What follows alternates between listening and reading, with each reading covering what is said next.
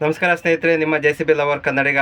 Almost ಇವಾಗ ತಮ್ಮದೇ ನೋಡಿದ್ದೀರಾ. 2008ರಲ್ಲಿ ನನ್ನ ಹೆಲ್ಪರ್ ಪೇಮೆಂಟ್ ಎಷ್ಟಿತ್ತು ಅಂತ ಬನ್ನಿ ಇವತ್ತಿನ ವಿಡಿಯೋದಲ್ಲಿ ತಿಳಿಸ್ತಾ ಇದ್ದೀನಿ. ಯಾರಾದರೂ ನನ್ನ ಚಾನಲ್ಗೆ ಹೊಸೊಬ್ಬರಾಗಿದ್ದರೆ ದಯವಿಟ್ಟು ಸಬ್ಸ್ಕ್ರೈಬ್ ಮಾಡ್ಕೊಳ್ರಿ. ಹಂಗೆ ಪಕ್ಕದಲ್ಲಿರೋ ಬೆಲ್ಲೈಕನ್ ಮಾತ್ರ ಅಮ್ಕಿ, ಹಂಗೆ ಒಂಚೂರು ಲೈಕ್ ಕೊಡ್ರಿ, ಒಂಚೂರು ಕಮೆಂಟ್ ಹಾಕ್ಬಿಡ್ರಿ, ಖುಷಿ ಪಡ್ತೀವಿ. ಬನ್ನಿ ಮತ್ತೆ ಮಾತಾಡಬೇಕಾದ್ರೆ ಎಲ್ಲರ ಒಂಚೂರು ಮಿಸ್ಟೇಕ್ ಆಯಿತು ಅಂದರೆ ಹೊಟ್ಟೆಗೆ ಹಾಕೊಳ್ರಿ, ಮತ್ತು ಎಲ್ಲ ಬೈಕನ್ನಕ್ಕೆ ಹೋಗ್ಬೇಡ್ರಿ, ಎಲ್ಲೂ ನೋಗೋಕೆ ಹೋಗ್ಬೇಡ್ರಿ. ಯಾಕಂದರೆ ನನಗೆ ಅಷ್ಟು ಮಾತಾಡಿ ಅಭ್ಯಾಸ ಇಲ್ಲ. ಇತ್ತೀಚೆಗೆ ಮಾತಾಡಬೇಕು ಅಂತ ಸ್ಟಾರ್ಟ್ ಮಾಡಿರೋದು ಸೋಷಿಯಲ್ ಮೀಡ್ಯಾದಲ್ಲಿ. ಅದು ಈ ಮಹೇಂದ್ರ ಕಾಟ ಜಾಸ್ತಿ ಆಗ್ಬಿಟ್ಟೈತೆ. ಮಾತಾಡೋಣ ಫೋನಾಗಾದ್ರೆ ಎಷ್ಟು ಚೆನ್ನಾಗಿ ಮಾತಾಡ್ತೀಯ, ನೀನೇನು ಮಾತಾಡೋದೇ ಇಲ್ಲ, ಏನೂ ಇಲ್ಲ, ಏನಾಗಲ್ಲ, ನಮ್ಮ ಜನ ಏನು ಇದು ಮಾಡೋಲ್ಲ. ಚೆನ್ನಾಗಿದ್ರೆ ಚೆನ್ನಾಗಿದೆ ಅಂತ ಹೇಳಿದ್ರೆ, ಚೆನ್ನಾಗಿಲ್ಲ ಅಂದರೆ ಚೆನ್ನಾಗಿಲ್ಲ ಅಂತ ಹೇಳ್ತಾರೆ. ನೀನು ನಾಚಿಕೆ ಮಾತಾಡೋದ್ರಲ್ಲಿ. ನಾವು ಮಾತಾಡಿದಷ್ಟು ಜನ ಇಷ್ಟಪಡ್ತಾರೆ. ಹಂಗೆ ಹಿಂಗೆ ಅಂತ ಅವನು ಹೇಳೋದಕ್ಕೆ ನಾನು ಇವಾಗಿಂದ ಮಾತಾಡೋಕ್ಕೆ ಸ್ಟಾರ್ಟ್ ಮಾಡಿದ್ದೀನಿ. ನನ್ನ ಡೇಟ್ ಆಫ್ ಬರ್ತ್ ಬಂದು 1995 ಮೇ 18. ಈ ಮೊನ್ನೆ ಹೋಯ್ತಲ್ಲ, ಅವಾಗ ನನ್ನ ಬರ್ತಡೇ. ಅಲ್ಲಿಗೆ 30 ವರ್ಷ ಕಂಪ್ಲೀಟ್ ಆಯಿತು. ನಾನು ಓದಿರೋದು 7ನೇ ಕ್ಲಾಸು ಫ್ರೆಂಡ್ಸ್. ಜಾಸ್ತಿ ಏನು ಓದಿಲ್ಲ. ಯಾಕೆ ಅಂದರೆ ನಮ್ಮ ಮನೆಯಲ್ಲಿ ತುಂಬ ಬಡತನ ಇತ್ತು. ಓದಿಸೋಷ್ಟು ಶಕ್ತಿ ಇಲ್ಲ. ಯಾಕೆ ಅಂದರೆ ಒಂದೊಂದು ರೂಪಾಯಿಗೂ ತುಂಬ ಕಷ್ಟಪಟ್ಟಿದ್ದೀವಿ. ಒಂದೊತ್ತು ಊಟಕ್ಕೂ ಕೂಡ ಯೋಚನೆ ಮಾಡಿದ್ದೀವಿ. ಅಷ್ಟು ಬಡತನದಿಂದ ಬಂದಿರೋದು. ಈಗ ಒಂಚೂರು ಪರವಾಗಿಲ್ಲ, ದೇವರು ಚೆನ್ನಾಗಿಟ್ಟಿದ್ದಾನೆ.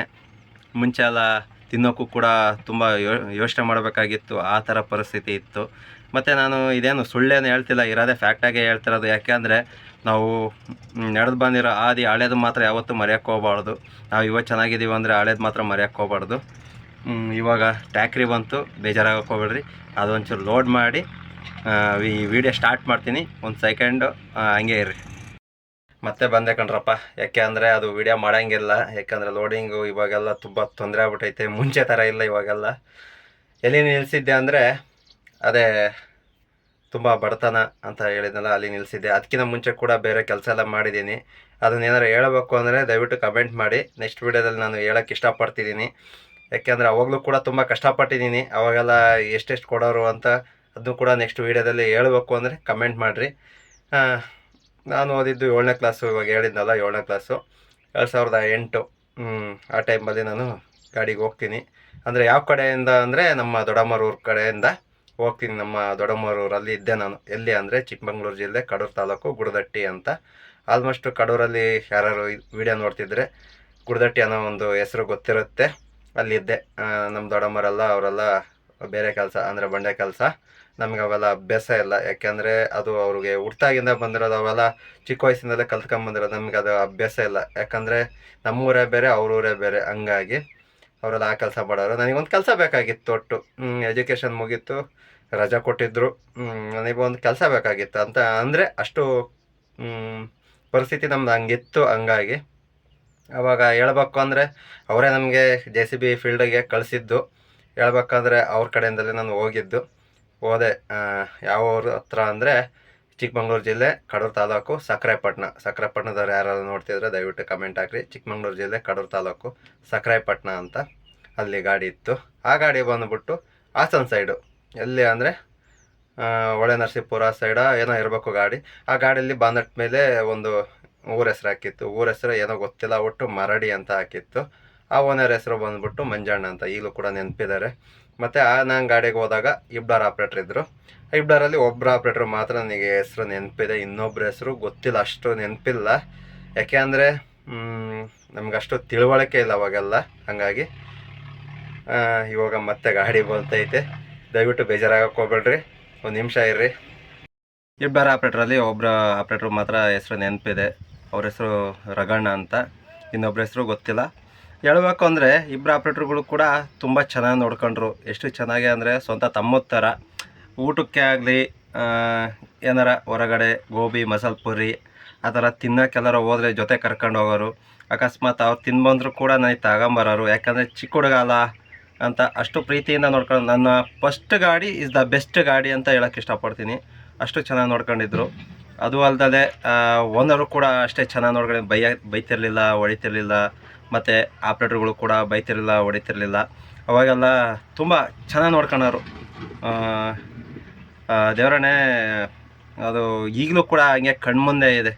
ಅಂಥ ಆಪ್ರೇಟ್ರುಗಳ ಹತ್ರ ನಾನು ಅವಾಗ ಇದ್ದಿದ್ದರೆ ನಾನು ಯಾವಾಗಲೂ 2008ರಲ್ಲೇ ಹೋಗಿ ಇವಾಗ 2009 ಅಷ್ಟೊತ್ತಿಗೆ ಆಪ್ರೇಟರ್ ಆಗಿ ಅಂದಿದ್ರೆ ಇಲ್ಲಿಗೆ ಅಮ್ಮಮ್ಮ ಅಂದರೆ 10/2020 ಅಲ್ಲಿಗೆ 16 ವರ್ಷ ಸರ್ವಿಸ್ ಆಪ್ರೇಟರ್ ಆಗ್ಬಿಡ್ತಿದ್ದೆ. ಬಟ್ ಆದರೆ ಅವಾಗ ಅಷ್ಟು ತಿಳುವಳಿಕೆ ಇಲ್ಲ, ಅಷ್ಟು ಬುದ್ಧಿಜ್ಞಾನ ಕಮ್ಮಿ ಇತ್ತು. ಹಂಗಾಗಿ ದಿನ ಬಟ್ಟೆ ಒಗಿಬೇಕಾಗಿತ್ತು. ಅವಳ ಕಡೆ ಹೋಗಿದ್ದೆ ಬಟ್ಟೆ ಒಗೆಯೋದಂತ. ನಾನು ಬಟ್ಟೆ ಒಗೆಯೋದು ನೋಡಿ ಅಲ್ಲಿರೋ ಒಂದು ಅಕ್ಕ ಇಸ್ಕೊಂಡು ಬಟ್ಟೆ ಒಕ್ಕೊಡ್ತು. ಅದು ದೇವರೇ, ಅದು ಅವರಿಗೆ ತುಂಬ ಧನ್ಯವಾದಗಳು. ಅವಾಗೇನು ಹೇಳೋಕ್ಕಾಗಿಲ್ಲ, ಇವತ್ತು ಈ ವಿಡಿಯೋದಲ್ಲಿ ಹೇಳ್ತೀನಿ. ತುಂಬ ಧನ್ಯವಾದಗಳು, ತುಂಬ ಥ್ಯಾಂಕ್ಸ್ ಕಂಡ್ರಕ್ಕ ಅವತ್ತು ನನ್ನ ಬಟ್ಟೆ ಒಕ್ಕೊಟ್ಟಿದ್ದಕ್ಕೆ. ದೇವರೇ, ಅವತ್ತು ನೆನೆಸ್ಕೊಂಡು ಎಷ್ಟು ಹತ್ತಿದ್ದೀನಿ ಅಂದರೆ, ಯಾವತ್ತೂ ಕೂಡ ನಮ್ಮ ಬಟ್ಟೆ ನಾನು ಒಕ್ಕೊಂಡಿಲ್ಲ. ಅದೇ ಫಸ್ಟು ಟೈಮ್ ಅನಿಸುತ್ತೆ ಹೊರಗಡೆ ಹೋಗಿ ಜನಗಳ ಜೊತೆ ಬೆರೆತ್ಕೊಂಡು ನನ್ನ ಬಟ್ಟೆ ನಾನು ಒಕ್ಕಡೋ ಪರಿಸ್ಥಿತಿ ಅವಾಗಿಂದ ಸ್ಟಾರ್ಟ್ ಆಗಿದ್ದು. ಅವಾಗ ನನ್ನ ಲೈಫು ಜರ್ನಿ ಸ್ಟಾರ್ಟ್ ಆಗಿದ್ದು, ರಿಯಲ್ ಲೈಫು. ಬಟ್ಟೆ ಎಲ್ಲ ಫಸ್ಟ್ ಟೈಮ್ ಒಕ್ಕೊಳ್ಬೇಕಾದ್ರೆ ಒಂಥರ ಬೇಜಾರಾಗೋದು. ಹೌದು, ನಮ್ಮಮ್ಮ ಇದ್ದಿದ್ರೆ ಬಟ್ಟೆ ಎಲ್ಲ ಒಕ್ಕೊಡೋದಲ್ಲ, ಹೊರಗಡೆ ಬಂದಿನಲ್ಲ, ಏನೋ ಒಂಥರ ಫೀಲಿಂಗ್ ಆಗೋದು. ಅವೆಲ್ಲ ಹೇಳ್ಕೊಂಡ್ರೆ ದೇವ್ರನ ಕಣ್ಣಲ್ಲಿ ನೀರು ಬರ್ತೈತೆ, ಅಷ್ಟು ಬೇಜಾರಾಗೋದು. ಮತ್ತು ಅವರು ಕೂಡ ತುಂಬ ಚೆನ್ನಾಗಿ ನೋಡ್ಕೊಳೋರು. ಅವಾಗೆಲ್ಲ ನಮಗೆಲ್ಲ ರೂಮ್ ಇರ್ತಿರ್ಲಿಲ್ಲ, ಅವ್ರಿಗೂ ಕೂಡ ರೂಮ್ ಇರ್ತಿರಲಿಲ್ಲ. ಅವರಿಗೆ ಗಾಡಿನೇ ಒಂದು ರೂಮು. ಎಲ್ಲರ ಕೆಲ್ಸಕ್ಕೆ ಹೋದೆ ಅಂದರೆ, ದೂರ ಎಲ್ಲರ ಹೋಯ್ತು ಅಂದರೆ ಗಾಡಿ ಹೈಟ್ ಮಾಡ್ಕೊಂಡು ಗಾಡಿ ಅಡೆಗೆ ಯಾರ್ಯಾರು ಸೀನಿಯರ್ ಆಪ್ರೇಟರ್ಗಳು ಈ ಥರ ಮಾಡಿದಿರೋ ಒಂದು ಚೂರು ಕಮೆಂಟ್ ಹಾಕ್ರಿ ಹಂಗೆ. ಯಾಕೆ ಇವಾಗಿನ ಆಪ್ರೇಟರ್ಗಳಿಗೆಲ್ಲ ಹೆಂಗೆ ಅಂದರೆ ರೂಮ್ ಇರಲೇಬೇಕು. ಅವಾಗೆಲ್ಲ ಯಾರಿಗೂ ರೂಮ್ ಇರ್ತಿರ್ಲಿಲ್ಲ. ಗಾಡಿ ಅಡೆಗೆ ಇಲ್ಲ ಕ್ಯಾಬಿನ್ ಒಳಗೆ ಮಂಕಂತಿದ್ವಿ. ಅಂದ್ರೆ ಸಿಕ್ಕಾಪಟ್ಟೆ ಚೆನ್ನಾಗಿ ನೋಡ್ಕೊಂಡವ್ರು, ಎಷ್ಟು ಹೇಳಿದ್ರೂ ಕಮ್ಮಿನೇ. ಅದಾದಮೇಲೆ ಹೋಗ್ತಾ ಹೋಗ್ತಾ ಹೋಗ್ತಾ ಗಾಡಿ ಬಗ್ಗೆ ಹೇಳ್ಕೊಳಕ್ಕೆ ಸ್ಟಾರ್ಟ್ ಮಾಡಿದರು. ಒಂದು ತಿಂಗಳಾದಮೇಲೆ ಗಾಡಿ ಹೇಳೋಕ್ಕೆ ಸ್ಟಾರ್ಟ್ ಮಾಡಿದರು. ನಮ್ಗೆ ಹೋದ ತಕ್ಷಣ ಯಾವುದು ಕೂಡ ಗಾಡಿ ಬಗ್ಗೆ ಹೇಳ್ತಾನೆ ಇರಲಿಲ್ಲ. ಯಾಕೆ ಅಂದರೆ ಇವಾಗೆಲ್ಲ ಬಂದ ತಕ್ಷಣ ಗಾಡಿ ಬಗ್ಗೆ ಹೇಳ್ಕೊಡ್ಬಿಡ್ಬೇಕು, ಆಪ್ರೇಟ್ರಿಂಗ್ ಹೆಂಗೆ, ಯಾವ ಥರ ಏನು ಅಂತ ಇವಾಗೆಲ್ಲ ಹೇಳ್ಕೊಡ್ಲೇಬೇಕು. ಅವಾಗೆಲ್ಲ ನಮಗೆ ತುಂಬ ಕಷ್ಟ ಇತ್ತು. ಆಪ್ಷನ್ ಎಲ್ಲ ಹೇಳ್ಕೊಟ್ರು.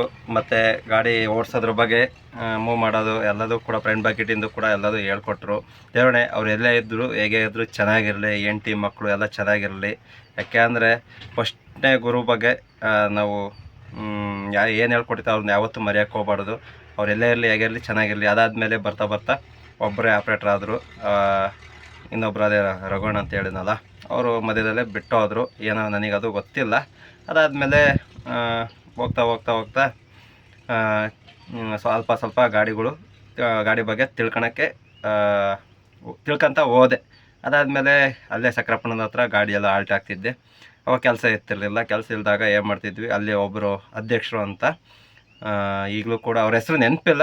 ಬಟ್ ಅದು ರೋಡ್ ಸೈಡೇ ಮನೆ, ಸಕ್ರಪಟ್ಟದಿಂದ ಇನ್ನು ಇತ್ತಲಾಗೆಯ. ಆ ಊರ ಹೆಸರು ಅಷ್ಟು ನೆನಪಿಲ್ಲ. ಬಟ್ ಒಂದಿನ ಅಲ್ಲಿಗೆ ಹೋಗಿ ಒಂದಿನ ಮೀಟ್ ಮಾಡಿ ಎಲ್ಲರನ್ನೂ ವೀಡಿಯೋ ಮಾಡ್ತೀನಿ ಸದ್ಯದಾಗೆ. ಅದಕ್ಕೆ ಒಂದು ಸ್ವಲ್ಪ ತಯಾರು ಮಾಡ್ಕೋಬೇಕು. ಯಾಕಂದರೆ ವ್ಲಾಗ್ಸ್ ಮಾಡಬೇಕು ಅಂದರೆ ಗೋಪುರ ಬೇಕು, ಪ್ರತಿಯೊಂದು ಕೂಡ ತಯಾರಾಗಬೇಕು. ಮತ್ತು ಸ್ವಲ್ಪ ದುಡ್ಡು ಇರಬೇಕು, ಹಂಗೆ ಹೋಗೋಕ್ಕಾಗಲ್ಲ. ಅಲ್ಲಿ ಇದ್ವಿ ಮಳೆಗಾಲದಲ್ಲಿ. ಅಲ್ಲಿ ನಾನು ಇನ್ನೊಂದು ಏನಪ್ಪ ಕಲಿತೆ ಅಂದರೆ, ಮುಖ್ಯವಾಗಿ ಬೈಕ್ ಓಡಿಸೋದು. ನನಗೆ ಬೈಕ್ ಓಡಿಸೋದು ಕಲ್ತಿದ್ದೆ ಈ JCB ಫೀಲ್ಡ್ ಮೇಲೆ ಬಂದ ಮೇಲೆ. ಅದು ಬಿಟ್ಟರೆ ನಾನು ಸ್ವಂತವಾಗಿ ಯಾವುದು ಬೇರೆ ಕಡೆ ಎಲ್ಲೂ ಕಲ್ತಿಲ್ಲ. ಈ ಫೀಲ್ಡಿಗೆ ಬಂದ ಮೇಲೆ ಎಲ್ಲದೂ ಕಲೀಲೇಬೇಕು. ಇವಾಗ JCB ಓಡಿಸ್ತೀನಿ, ಇವಾಗ ಟ್ಯಾಕ್ರಿ ಯಾವುದೇ ಗಾಡಿ ಕೊಟ್ಟರೆ ಇವಾಗ ಓಡಿಸ್ತೀನಿ. ಯಾಕೆಂದರೆ ಈ ಫೀಲ್ಡ್ ಹಂಗಿದೆ, JCB ಫೀಲ್ಡ್. ಅವ್ರ ಹತ್ರ ಬೈಕ್ ಕಲಿತಿದ್ದೆ. ಫ್ರೀ ಇದ್ದಾಗ ಅವ್ರ ಜೊತೆ ಇರೋದೇ ಹೇಳ್ಬಿಡ್ತೀನಿ ಗುರು. ಅವರವು ಸಿಕ್ಕಾಪಟ್ಟೆ ಒಂದು 20-30 ಎಮ್ಮೆ ಇದ್ವಿ. ಅಡವಿ ಅಂದರೆ ಕಾಡು ಹತ್ರ ಹೋಗಿ ಬಿಟ್ಟು ಬರ್ತಿದ್ವಿ. ಅವ್ರ ಜೊತೆ ಅಣ್ಣರ ಜೊತೆ ಹೋಗ್ತಿದ್ದೆ. ಎಮ್ಮೆಗಳ್ನೆಲ್ಲ ಹೊಡ್ಕೊಂಡು ಹೋಗ್ತಿದ್ವಿ, ಬಿಟ್ಟು ಬರ್ತಿದ್ವಿ. ಮತ್ತು ಇವಾಗ 3 ಟೈಮ್ ಅವ್ರ ಮನೆಗೆ ಊಟ ಮಾಡ್ತಿದ್ವಿ ಅಂದಮೇಲೆ ಹಂಗೆ ಕುತ್ಕೊಂಡು ಊಟ ಮಾಡೋಕ್ಕೆ ಹೋಗ್ಬಾರ್ದು, ಏನಾರು ಒಂದು ಕೆಲಸ ಮಾಡಲೇಬೇಕು. ಏನೋ ಒಂಥರ ಅವ್ರ ಮನೆ ಕೆಲಸನೂ ಮಾಡ್ತಿದ್ದೆ, ಅಲ್ಲೇ ಊಟ ಮಾಡ್ತಿದ್ದೆ. ನಾನು ಒಬ್ಬರೇ ಅಲ್ಲ, ನಮ್ಮ ಜೊತೆಗೆ ಆಪ್ರೇಟ್ರುಗಳು ಕೂಡ, ಅಂದರೆ ಅವರೆಲ್ಲ ಬರ್ತಿರ್ಲಿಲ್ಲ, ಬಟ್ ಅಲ್ಲಿರೋರು. ಅದಾದಮೇಲೆ ಅವರು ಊರಿಗೆಲ್ಲ ಹೋಗೋರಲ್ಲ, ರಜಾಕ್ಕೆಲ್ಲ ಹೋದಾಗ ನಾನು ಅಲ್ಲೇ ಇರ್ತಿದ್ದೆ. ಹಂಗಾಗಿ ನಾನು ಇದನ್ನು ಹೇಳ್ತಾ ಇರೋದು. ಬರ್ತಾ ಬರ್ತಾ ಇನ್ನೇನು ಒಂದಿನ ಸಿಕ್ಕಾಪಟ್ಟೆ ಮಳೆ ಬರ್ತಾ ಇತ್ತು. ಅವಾಗ ಅಲ್ಲಿ ಪಾರ್ಟಿಯನ್ನು ಮಾಡ್ತಾಯಿದ್ರು, ಅಲ್ಲಿರೋರು ಕೂಡ ಪಾರ್ಟಿ ಮಾಡ್ತಿದ್ರು. ಹಂಗಾಗಿ ನಮ್ಮ ಗುರುಗಳನ್ನ ಕರೆದ್ರು, ಬನ್ನಿ ಪಾರ್ಟಿ ಮಾಡೋಣ, ಹಿಂಗೆ ಚಿಕನ್ ಅದು ಇದು ಏನೋ ಮಾಡಿದ್ರು. ಸಿಕ್ಕಾಪಟ್ಟೆ ಮಳೆ ಬಂದ್ರಿಂದ ಏನಂದ್ರು ನಮ್ಮ ಗುರುಗಳು, ಗಾಡಿ ತಗೊಂಡು ಹೋಗಪ್ಪ, ಅದು ಮನೆ ಹತ್ರ ನಿಲ್ಲಿಸು, ಹಂಗೆ ಹಿಂಗಂತೆಲ್ಲ ಹೇಳಿದರು. ಅದು ಕೂಡ ಈಗ ನೆನಪಿದೆ. ಅವಾಗ ನಾವು ಗಾಡಿ ಮೇಲೆ ಸೀಟಿ ಮೇಲೆ ಕುತ್ಕೊಂಡ ಅಂದರೆ ಅದರೊಳಗೆ ಬ್ರೇಕ್ ಸಿಗ್ತಿರ್ಲಿಲ್ಲ, ಎಷ್ಟಿಟ್ರು ಕೂಡ ಸಿಗ್ತಿರ್ಲಿಲ್ಲ. ಅಷ್ಟು ಕಷ್ಟ ಇರೋದು. ಎಲ್ಲರೂ ಬ್ರೇಕ್ ಹೊಡಿಬೇಕಾದ್ರೆ ನಾವು ಬ್ರೇಕ್ ಮೇಲೆ ನಿಂತ್ಕೋಬೇಕು. ಆ ಥರ ಸಿಚುವೇಶನ್ ಅವಾಗ ಇದ್ದಿದ್ದು. ಅದಾದಮೇಲೆ ದಸರಾ ಹಬ್ಬ ಬಂತು. ದಸರಾ ಹಬ್ಬದಲ್ಲಿ ನಾನು ಯಾವತ್ತೂ ಈ ಫಸ್ಟ್ನೇ ದಸರಾ ನಾನು ಯಾವತ್ತೂ ಲೈಫ್ ಲಾಂಗ್ ಸಾಯೋ ತನಕ ನಾನು ಮರೆಯಲ್ಲ. ಯಾಕೆ ಅಂದರೆ ಅಷ್ಟು ಚೆನ್ನಾಗಿ ಗ್ರ್ಯಾಂಡಾಗಿ ದಸರಾ ಹಬ್ಬ ಮಾಡಿದ್ದು ಅವರೊಬ್ಬರೇ ಅನಿಸುತ್ತೆ. ಅದಾದಮೇಲೆ ಇವಾಗ ನಾನು ಇದೀನಲ್ಲ ಆ ಗಾಡಿ. ಯಾಕೆ ಆ ಗಾಡಿ ಅಂತ ಹೇಳಿದ್ರೆ, ನನಗೆ ಅದು ಫಸ್ಟ್ ಟೈಮ್ ಅಂದರೆ ಎಲ್ಲ ಹೊಸ್ದಾಗಿ ನೋಡ್ತಿರೋದಲ್ಲ, ಹಂಗಾಗಿ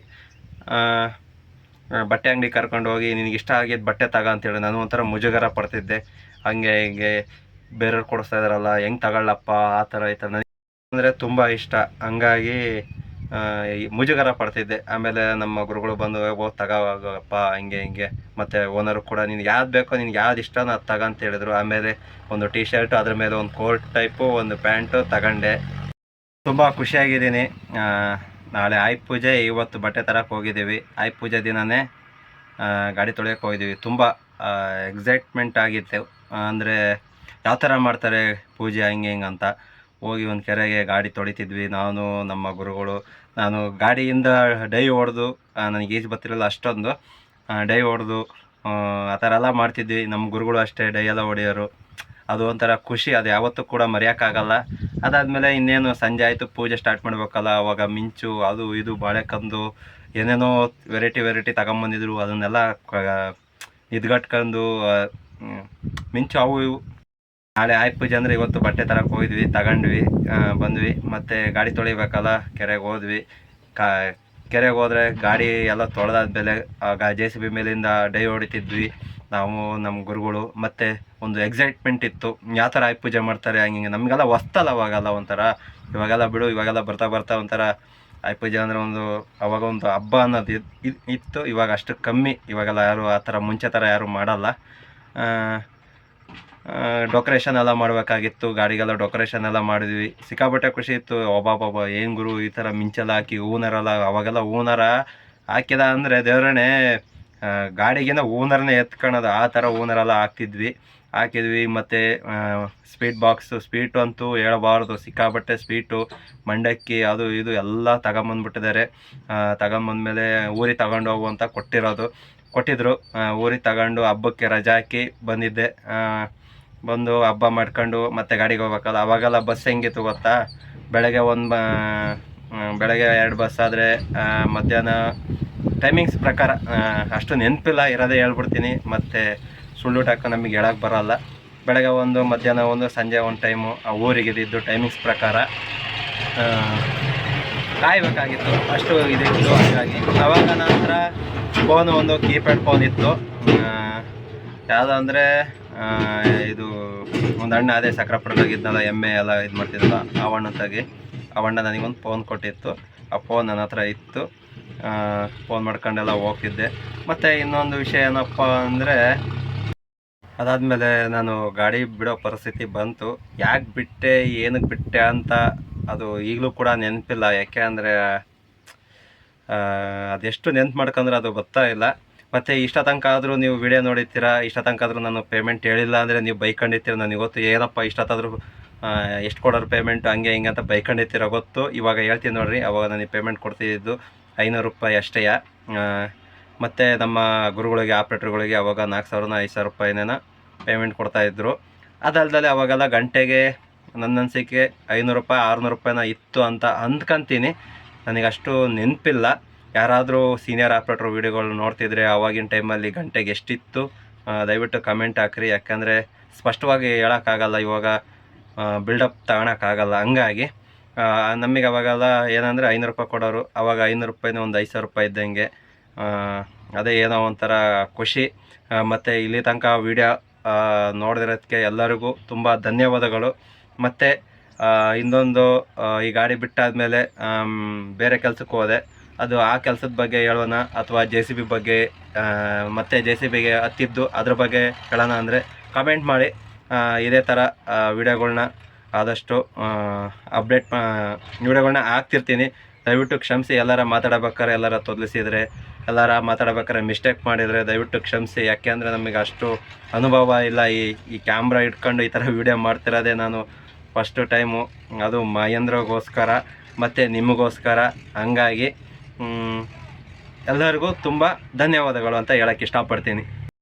ಹಾಗೆ ಹೋಗೋಕ್ಕಿಂತ ಮುಂಚೆ ಒಂದು ಮಾತು ಹೇಳೋಕ್ಕೆ ಇಷ್ಟಪಡ್ತೀನಿ. ಪಾರ್ಟ್ 2 ವೀಡಿಯೋ ಬೇಕಂದರೆ ದಯವಿಟ್ಟು ಕಮೆಂಟ್ ಮಾಡಿ. ಕಮೆಂಟ್ ಎಷ್ಟು ಮಾಡ್ತೀರೋ ಅಷ್ಟು ನನಗೆ ಒಳ್ಳೆಯದು. ಯಾಕೆಂದರೆ ನಿಮ್ಮ ಅನಿಸಿಕೆನ ನೀವು ಕಮೆಂಟ್ ಮಾಡಿದ್ರೆ ನಾವು ಕೂಡ ಒಂಚೂರು ಬದಲಾಗ್ತೀವಿ. ಅದನ್ನು ನಾವು ನಿಮಗೆ ಅಪ್ಡೇಟ್ ಮಾಡೋಕ್ಕೆ ಇಷ್ಟಪಡ್ತೀವಿ. ಆದಷ್ಟು ಕಮೆಂಟ್ ಮಾಡಿ. ಪಾರ್ಟ್ 2 ಬೇಕಾ ಅಂದರೆ ಕಮೆಂಟ್ ಮಾಡಿರಿ.